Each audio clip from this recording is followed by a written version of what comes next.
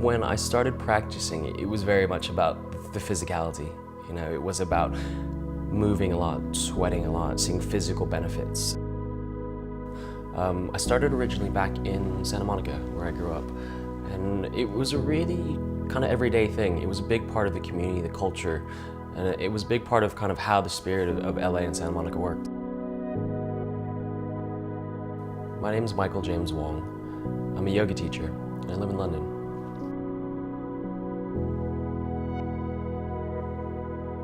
And I kind of initially got dragged into the practice by a few friends, you know, a bit kicking and screaming. But at the time, it was right, and it felt like something to try. I went to an Anusara class first, and then went into power yoga, which is kind of my traditional style now that I teach. When I first started the practice, you know, probably like a lot of people, it was about the physical output. You know, especially being in LA, it was about pushing through the practice, seeing what you could do, you know, and that was really exciting at the time. And to be fair, that was right for me at the time. You know, it was the one thing that got me back into the studio, got me into the practice. Without that, I wouldn't be where I am now. Well, I never actually wanted to be a teacher. I first started practicing a lot, and then I practiced more, and then I started kind of wanted to know more and wanted to figure out how to do more and understand more, and wanted to figure out where things went on the mat and why people were explaining things in certain ways. And for me, it was more of a discovery of information, and probably it happens to a lot of people. You get into the space and you realize, you know, getting deeper in your own practice, knowing more, ultimately will help you become better into your own practice. And so when I did teacher training, you know, probably 8 or 9 years ago now, it was just about kind of seeing what it was all about.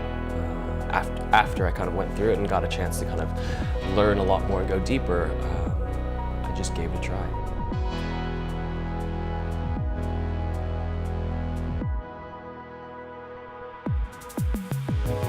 Yoga it's how you treat the world, and it's a bigger picture than that. You know, the physical aspect is a tiny element now, and it's, you know, it's the aspect that keeps you healthy, fit, and happy physically. But when you look at the bigger picture, for me, you know, the practice now, it's really about just understanding a bit of the chaos. These days, you know, being a teacher, it's really just taught me that, you know, that chaos will always exist. You know, it's there, it happens, and it's about stepping away from that and just putting things in perspective and being able to understand what is actually important. You know, hopefully in 20 years I can still be doing what I'm doing, working with people, you know, living a life that probably is fueled more by happiness or things that I enjoy doing rather than things I need to do. So Boys of Yoga is a project I started in 2015. These days, Western society has a certain stereotype of what yoga is. You know, it was really about turning the camera lens a different way and just showing the point of view of what the practice is in a way that hopefully is more accessible to people.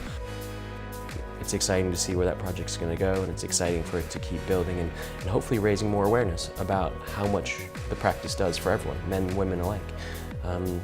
In many ways, it's something that I hope becomes a non-point in the future.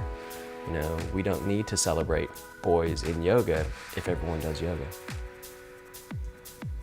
You know, we always say that the door is always open into yoga. You know, the trickiest thing for a lot of people is just to come inside.